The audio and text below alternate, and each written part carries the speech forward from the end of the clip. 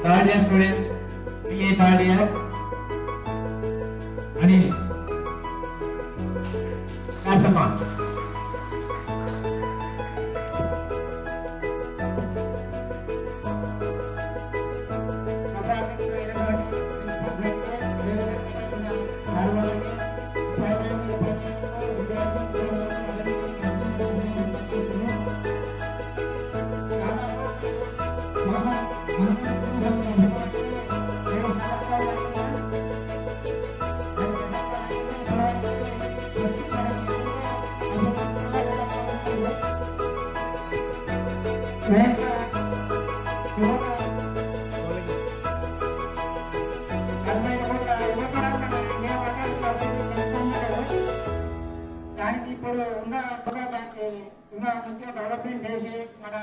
మొత్తం కవర్ చేసి video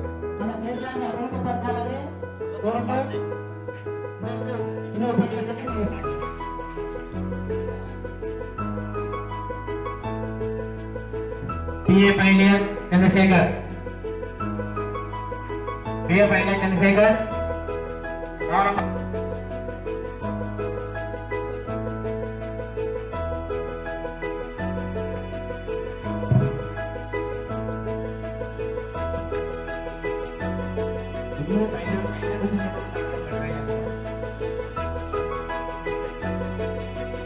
Okay.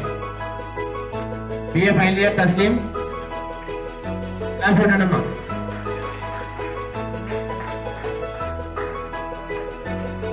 Class గట్టిగా.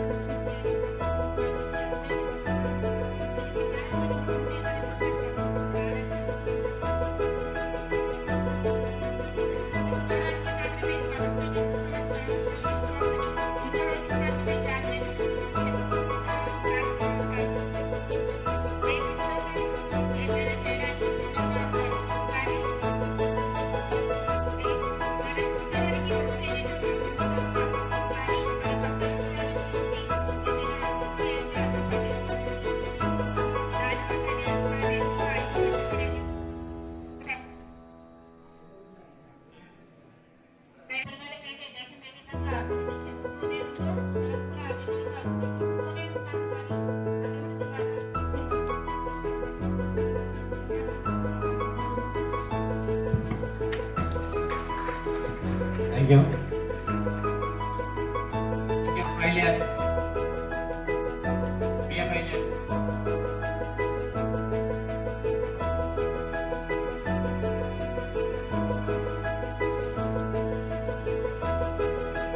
Okay.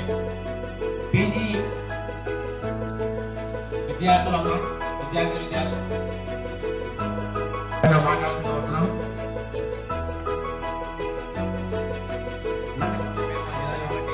మీద రావాలి.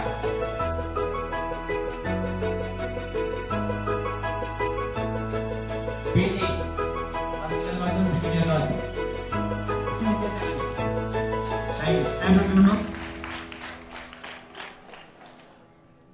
Srilatha PG second year.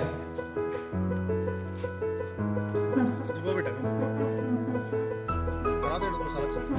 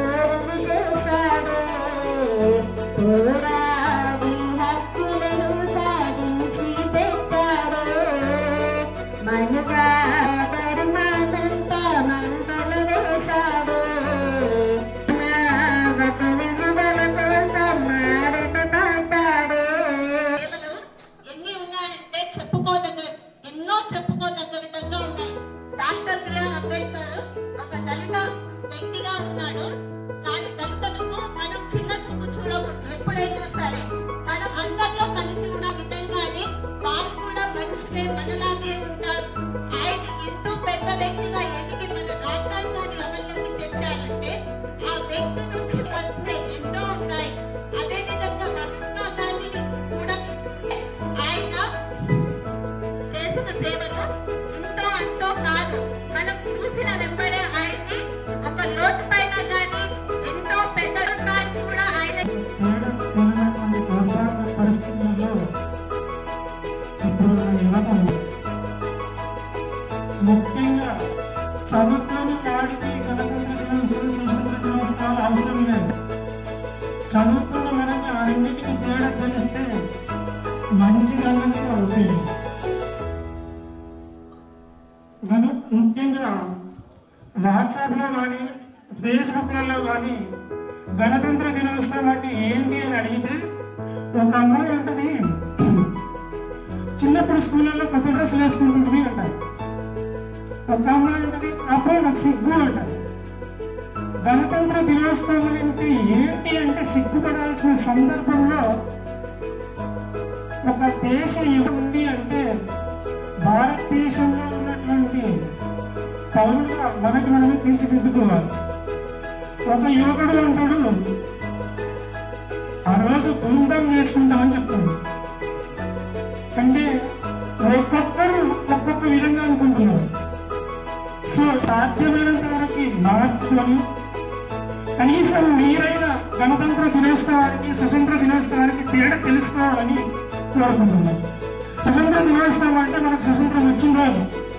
దాదాపు 200 సంవత్సరాలు బ్రిటిష్ వాళ్ళు మనం పరిపాలించిన అనంతరం వాళ్ళపై తిరుగుబాటు చేస్తే ఆ ప్రతిఘటనకు వ్యతిరేకంగా మనం ప్రయత్నించడం వల్ల మన దేశాన్ని బ్రిటిష్ వాళ్ళు వదిలిపోయిన దినమది.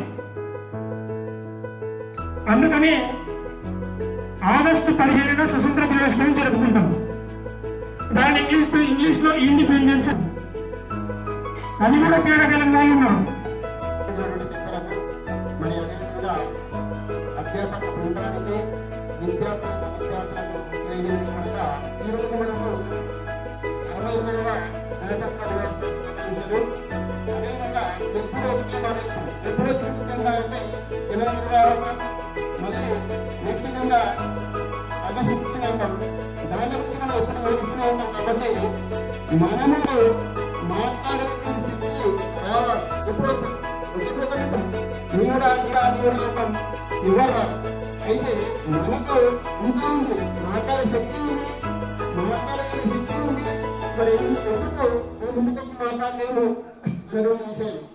ఇప్పుడు మనం ఇప్పుడే మాట్లాడకపోవడం వల్ల మీకు బిఏ ప్రశ్న రాజకీయ నిర్మాణంలో కూడా నిలబెట్టుకోవాలన్న మాట ముఖ్యంగా రావాలి. అసలు మనకు పాఠం రావాలని అనుకున్న ఉద్దేశంతో కాకపోవడం, అసలు మీకు ఉన్నటువంటి జ్ఞానాన్ని మీరు పంచుకోవడం కూడా నాకేమనిపిస్తుంది. ఎందుకంటే ఖచ్చితంగా మీ లోపల ఉన్నటువంటి మాట మీరు వచ్చి 2 మాటలు మాట్లాడిపోవడంలో ఎటువంటి ఎవరు మీకు but you please concentrate on your studies, respect your elders and love your teachers. Please cooperate with all the lecturers and cooperate with your friends. Be happy and wish you all the best. Thank you, madam.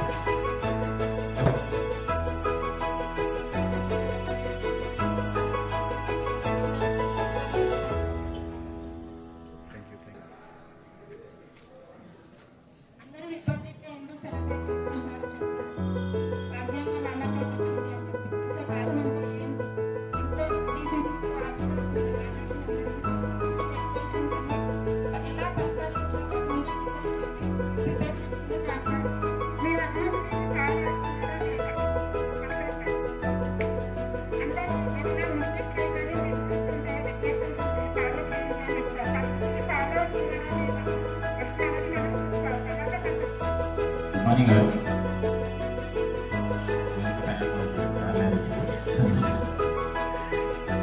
మన college principal గారు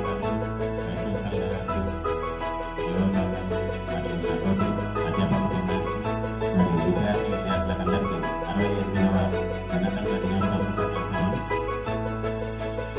ఈరోజు మీరు degree స్థాయికి వచ్చినాక అన్ని వివరాలు తెలిసినట్టు మళ్ళీ కొత్తగా చెప్పాల్సిన డిమాండ్ చేయాల్సిన అవసరం లేదనుకుంటున్నా.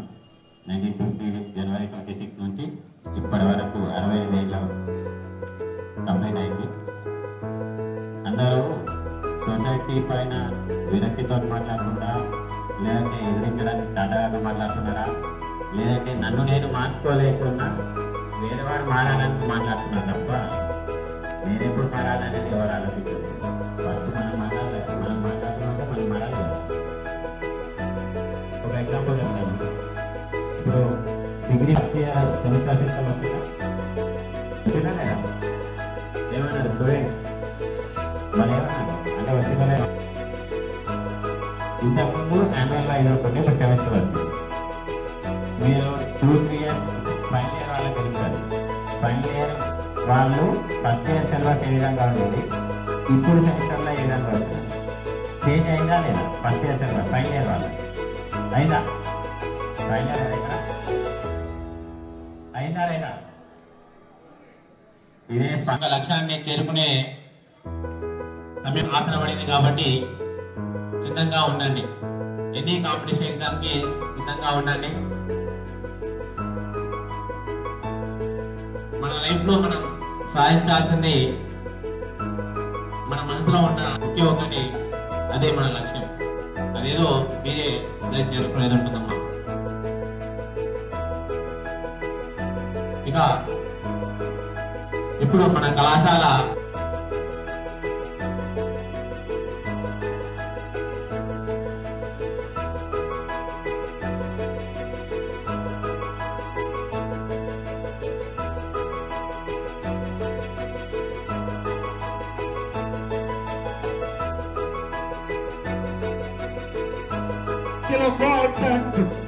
అట్లాంటి వ్యతిరేక భావం ఉన్న వ్యక్తి ఏం చేస్తాడంటే వాడు తిని ఆ పిజ్జా బర్గర్ తిని ఆ బాటలు కానీ అన్ని ముందర పడేస్తాడు. అదే పిచ్చగాడు తిరిగే చొక్కా కలిగిన వ్యక్తి ఏం చేస్తారంటే ఆహార పదార్థాలు తీసుకొచ్చిన తర్వాత ఆ యొక్క చెత్తబుట్టను పక్కనే చెత్తబుట్ట ఉంటుంది. Make in India Swachh Bharat చెత్తబుట్ట ఉంటుంది. అక్కడ గాంధీ స్వచ్ఛబుట్ట ఉంటుంది. దాంట్లో వేసి ఆ యొక్క వ్యక్తికి ఎన్ని ఉత్తేజాన్ని కలిగిస్తాం. అవునా, ఉత్తేజాన్ని కలిగిస్తే ఆ ముఖం ఏం చేసిన ఆ వ్యక్తి ఎంత దరిద్రంగా చూస్తున్నట్టే ముఖం ఎంత అమాయకంగా ఉంటుందంటే వాళ్ళు చూసి వాడు ఎంత అమాయకంగా ఉన్నాడు పిచ్చగాడు. ఆ యొక్క బాటల్ను ఆ యొక్క పడేసిన బాటల్ను తీసుకొని వేస్తే వాడు ఏం చేసిన అప్పుడు మారుతాడు. అదే ఆ యొక్క చిన్న చొక్కా వ్యక్తి ఒక పిచ్చగాడు ఆహారం ఇచ్చిన తర్వాత అక్కడ వినమ్రతతో ఆ యొక్క బాక్స్ లో స్వచ్ఛ భారత్ బాక్స్ లో వేస్తున్నాడు. నేను మాత్రం ప్రొఫెషనల్ మంత్రి ₹1,00,000 సంపాదిస్తున్నాను కానీ ఇంత దరిద్రంగా ముందర పడేస్తున్నాని తీసుకెళ్లి వేస్తున్నాడు. అంటే మారడం అనేది నీతో మారాలి. ఒక్క అడుగు ఆ ఒక్క అడుగు నీ నుంచే స్టార్ట్ కావాలి అని పీజీ స్టూడెంట్ కానీ మన మోడల్ సార్ కానీ చెప్పడం జరిగింది. అవునా, సో కాబట్టి గుర్తుపెట్టుకోండి, స్వచ్ఛ భారత్ కానీ దేనికైనా కానీ ఒక్క మొదటి అడుగు వేయాలి. అవునా లేదా? ఏమన్నారు? ఖచ్చితంగా మీరే వేయాలి, గుర్తుపెట్టుకోండి. అలా ఈ నరేంద్ర మోడీ కానీ మన కేసీఆర్ కానీ ఏ గవర్నమెంట్ అయినా కానీ గుర్తుపెట్టుకోండి, ఇక్కడ digital India, make in India, make in Telangana అని ప్రతి ఒక్క ప్రోగ్రామ్ ను కంప్యూటర్ ఐటీ టెక్నాలజీ ప్రకారంగా ఇన్ఫర్మేషన్ టెక్నాలజీ ప్రకారంగా మార్చడం జరుగుతుంది. ఓకేనా?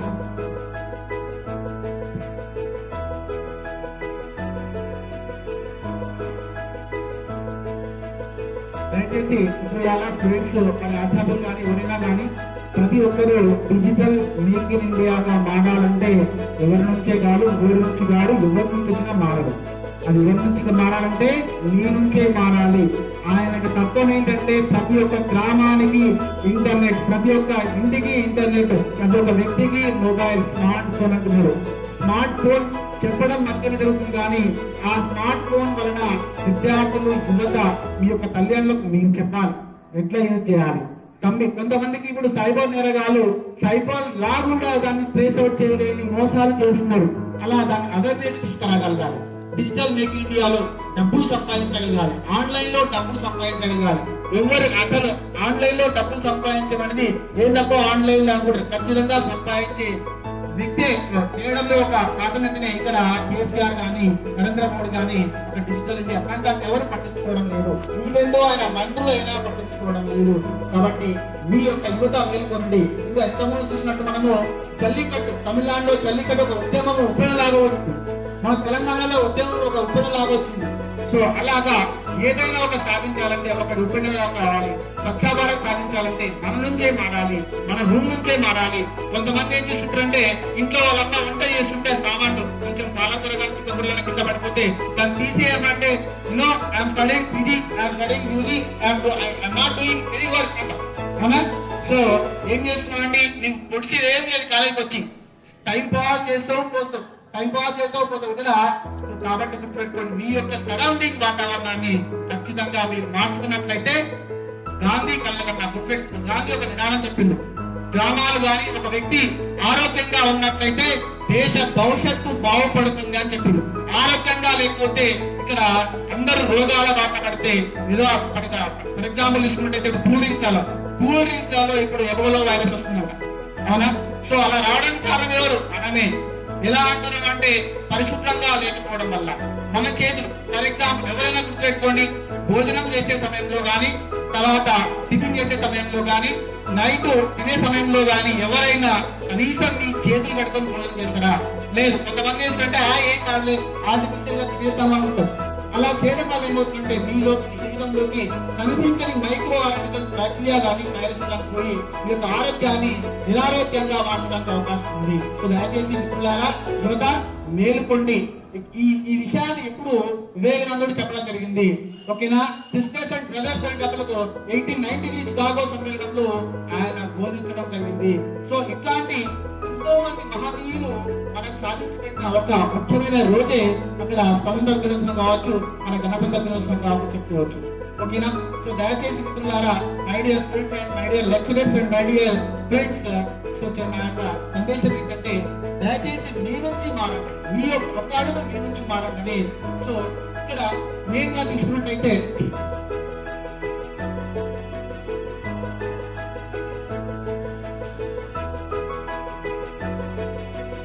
చాలా మటుకు ఒక్క అడుగు ఒక్క అడుగు అని మన యొక్క తెలుగు ఆచార్యులు ఒక్క అడుగుతో మాట్లాడండి. దయచేసి గుర్తుపెట్టుకోండి, ఇట్లాంటి వేదిక అవకాశం మళ్ళీ మళ్ళీ రాదు. అవునా? దయచేసి అనుకోండి, మీ దేశంలో ఏమని అనుకోండి, కానీ నేను మాట్లాడేది మాత్రం కష్టంగా ఉంటాను. అర్థమైందా? సో గుర్తుపెట్టుకోండి, మీరు విన్నా పర్లేదు వినకున్నా పర్లేదు, అక్కడ గాలిలోకి దేవుని పోతాయి మాటలు. అవునా? సో కాబట్టి ఇందులో ఈ 100 మందిలో ఒక్కరు మారినా నేను సంతోషపడతాండి. ఒక్కరు ఇంతకుముందు స్వచ్ఛ భారత్ లో నరేంద్ర మోడీ ఒక్కరు నా యొక్క చెప్పిన విషయాలు మారినా కూడా నేను సంతోషపడతా. ఓకేనా? Thank you.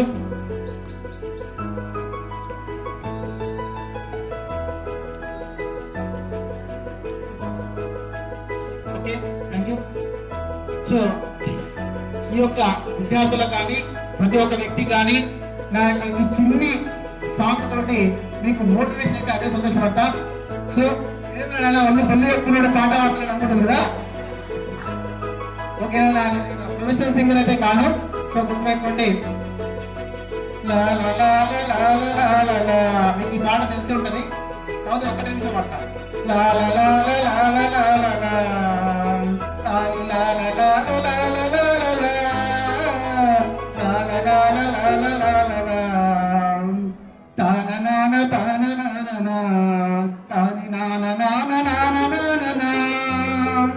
పాడబోయి భారతీయుడా, ఆడి పాడబోయి విజయ గీతిక, పాడబోయి భారతీయుడా, పాడబోయి భారతీయుడా, ఆడి పాడబోయి విజయ గీతిక.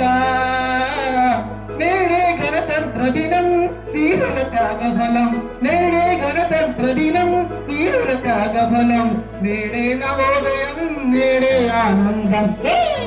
పాడబోయి భారతీయుడా, ఆడి పాడబోయి విజయ గీతిక, పాడబోయి భారతీయుడా, ఆడి పాడబోయి విజయ గీతిక. నేడే గణతంత్ర దినం వీరుల త్యాగఫలం, నేడే గణతంత్ర దినం వీరుల త్యాగఫలం, నేడే నవోదయం నేడే ఆనందం. పాడబోయి భారతీయుడా, ఆడి పాడబోయి విజయ గీతిక, పాడబోయి భారతీయుడా, ఆడి పాడబోయి విజయ గీతిక.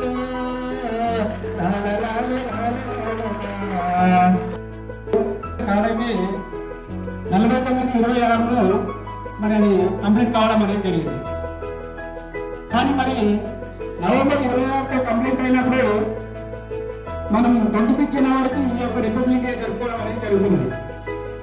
మరి దీని కారణం ఏంటనేది మీలో ఏమైనా చెప్పగలుగుతారా విద్యార్థులు? అంటే మరి దాదాపుగా ఒక 2 నెలల సమయం ఆగి ఈ యొక్క 26 జనవరిని మనం రిపబ్లిక్ డేగా జరుపుకోవడం అనేది ఎందుకు అవుతుంది? మరి ఈ యొక్క జనవరి 26 జరుపుకోవడం జరుగుతుందంటే స్వాతంత్రం రాకముందు 1929లో మన జాతీయ కాంగ్రెస్ నాయకులు దేశానికి స్వయం ప్రతిపత్తి కల్పించాలని బ్రిటిష్ ప్రభుత్వానికి నివేదిక ఇవ్వడం అనేది జరిగింది, ఆదేశించడం అనేది. కానీ వాళ్ళు బ్రిటిష్ ప్రభుత్వం ఉన్నది కాబట్టి వాళ్ళు ఏమాత్రం దానికి అంగీకరించలేదు. ఈనాటి కార్యక్రమ సమావేశంలో ఉపాధ్యాయ బృందానికి అందరూ కూడా పేరు పేరున నేను హృదయపూర్వక ధన్యవాదాలు తెలియజేస్తున్నాను. ఇక యాదవ్ సార్తో మాట్లాడుతుంటే నేను విన్నా, గణతంత్ర రాజ్యం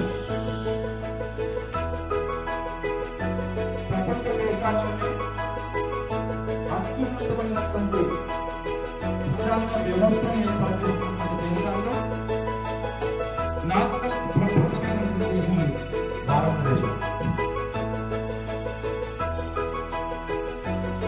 సర్వసత్తాక అన్ని రకాల హంగులతో కూడుకున్నటువంటి దేశం ఏదైతే ఉంది ప్రపంచంలో అంటే అత్యున్నత స్థానంలో భారతదేశం. రాజ్యాంగం ఇంతకుముందు ప్రిన్సిపల్ గా చెప్పినట్టు స్వాతంత్రం వచ్చిన తర్వాత మన నడవడిక ఏ రకంగా ఉండాలి, వ్యక్తిగతంగా మనం జీవించడం వేరు, అదేవిధంగా మన సమాజంలో ఉన్నటువంటి తోటి మనుషులతో ఏ విధంగా జీవించాలి. రాజ్యాంగంలో ఏముంది? మనకు సంబంధించిన హక్కులు ఉన్నాయి, మనకు సంబంధించిన ఆశయాలు ఉన్నాయి, మనకు సంబంధించిన ఉద్దేశాలు ఉన్నాయి, మనకు సంబంధించిన సెట్ ఆఫ్ రూల్సే, వేరే లేవు. రాజ్యాంగం అంటే ఒక గ్రంథము పురాణము కాదు. భారతదేశంలో జీవించాలంటే అత్యున్నత స్థానంలో ఉన్నటువంటి సెట్ ఆఫ్ రూల్స్ ని మనం తప్పనిసరిగా గౌరవించాలి. వాటికి అనుగుణంగా మనం నడుచుకోవాలి. మన నడవడికను రాజ్యాంగ ప్రకారమే మన భారతదేశంలో జీవనం కొనసాగించాలి. అయితే ఒక్కసారి ఆలోచన చేయండి, మనం ఎంచుకున్నటువంటి సబ్జెక్ట్ నుంచే ఈ రోజు మనకు ఓపికలు లేవు. మనం ఎంచుకున్నటువంటి మార్గంలో ఎదురయ్యే సవాళ్లను ఎదుర్కొనడానికి ఓపిక లేదు, శక్తి లేదు. కానీ ఒక్కసారి ఆలోచన చేయండి, 68 సంవత్సరాల క్రితమే, అంటే దాదాపు సంవత్సరాల క్రితమే ఎంత నిష్ఠ, ఎంత నిబ్బరం, ఎంత ధైర్యం, రాబోయే 100 సంవత్సరాలకు కావాల్సినటువంటి సెట్ ఆఫ్ రూల్స్ ని, నడవడికని, వ్యక్తిత్వాన్ని, హక్కులను కల్పించడానికి చేసినటువంటి ప్రయత్నం చాలా గొప్ప విషయం. ఈ పేరున ప్రతి ఒక్కరం కూడా డాక్టర్ బిఆర్ అంబేద్కర్ గారికి మనం రుణపడి ఉన్నాం. ఈ రోజు ఆయనకి తలవంచి నమస్కారం చేయాల్సినటువంటి అవసరం ఎంతైనా ఉంది. ఆయన తీసుకున్నటువంటి నిర్ణయాలు మంచి మంచి మేధావులను కూడా అప్పుడు వ్యతిరేకించిన తర్వాత ఈ రోజు అవి రుజువు అవుతున్నాయి. ఎస్, ఈ నిర్ణయాలు కరెక్ట్ నిర్ణయాలు. ఎంత దూరదృష్టి, ఎంత స్థిరదృష్టి, ఎటువంటి మేధోతనం ఉంటే ఈ రోజు కావాల్సినటువంటి లేదా ఇక్కడ నుంచి 100 సంవత్సరాలకు కావాల్సినటువంటి రాజ్యాంగాన్ని రచించడంలో ఆయన నిష్ఠ లేకపోతే ఆయన దూరదృష్టి మనకి రోజు కనిపిస్తుంది. పట్టుదల జీవితంలో పుట్టిన దగ్గర నుంచి ఎదగడానికి, పెరగడానికి, సమాజంలో కలిసిపోవడానికి, సమాజాన్ని జీవితంలో కలుపుకోవడానికి ఆయన చేసినటువంటి ప్రయత్నాలు అన్ని కావు, చాలా ప్రయత్నాలు ఉన్నాయి. ఎవరి గురించి మాట్లాడుతున్నాను? ఎవరి గురించి? డాక్టర్ బిఆర్ అంబేద్కర్ గారు. అది రాజ్యాంగంలో మన జీవిత సత్యం. ఆయన రచించిన రాజ్యాంగం మన జీవిత సత్యం. ఈ రోజు మనం పీలుస్తున్నటువంటి గాలి నిజంగా చెప్పాలంటే ఆయన పెట్టినటువంటి భిక్ష. ఈ రోజు మనం నడవడిక ఉందో, లేదంటే సమాజంలో మనం జీవించగలుగుతున్నామో, స్వేచ్ఛగా మాట్లాడగలుగుతున్నామో, ఈ రోజు డాక్టర్ బిఆర్ అంబేద్కర్ గారు దురదృష్టంతో చేసి పెట్టినటువంటి భిక్ష. కానీ ఒక్కసారి ఆలోచన చేయండి, మనం ఎంతవరకు దాన్ని గౌరవిస్తున్నాం?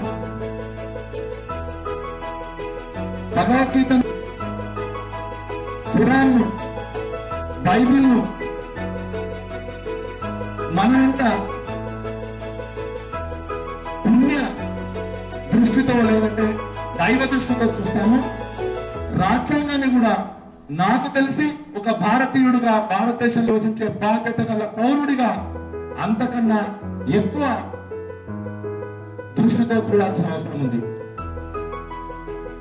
కొంతమంది స్వార్థ రాజకీయ పరులు కానివ్వండి, లేదంటే కొంతమంది స్వార్థ పరులు కానివ్వండి,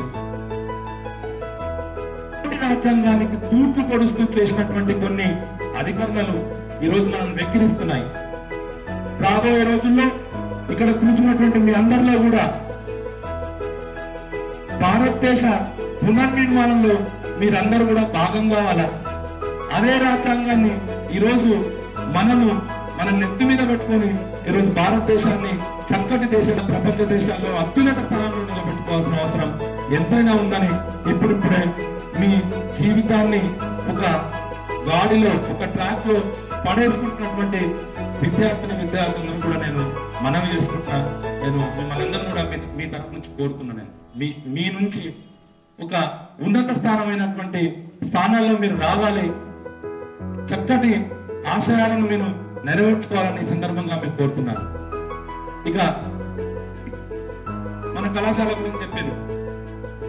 నిజంగా ఇది ఇంతకుముందు 2-3 సందర్భాల్లో కూడా నేను తెలియజేసిన అత్యంత అనుభవం కలిగినటువంటి కళాశాల మహబూబ్నగర్ పిల్లలు కానీ దాదాపు 25 సంవత్సరాల క్రితం స్థాపించినటువంటి ఈ కళాశాల వేల మంది విద్యార్థులను వారికి వాళ్ళ భవిష్యత్తును అందించినటువంటి కళాశాల. నిజంగానే ఈ కళాశాలలో చదువుకున్నటువంటి విద్యార్థులందరూ కూడా చాలా ఉన్నతమైనటువంటి స్థానాల్లో ఉన్నారు. కొంతమంది రాజకీయంగా ఉన్నారు, కొంతమంది ప్రొఫెషనల్స్ ఉన్నారు. వాళ్ళు ఎంచుకున్నటువంటి రంగాల్లో నిష్ణులయ్యారు, విదేశాల్లో స్థిరపడి ఈరోజు మన భారతదేశంలో సేవలు అందిస్తున్నారు. ఇప్పుడున్నటువంటి మున్సిపల్ చైర్మన్ శ్రీమతి రాధా అమర్ గారు కూడా 2వ బ్యాచ్ విద్యార్థిని ఆమె ఈ కళాశాలకు. ఇట్లా చాలా రకాల engineers, government employees, London, America, వివిధ దేశాలలో వాళ్ళ భవిష్యత్తును చక్కగా తీర్చిదిద్దుకొని ఈరోజు ఈ మన గౌరవంగా చెప్పుకుంటారు మన పిహెచ్ఆర్ఎం డిగ్రీ కళాశాల. అప్పుడు పీజీ లేకుండింది. 2008వ సంవత్సరంలో పీజీ ఇంట్రడ్యూస్ చేసుకోవడం జరిగింది.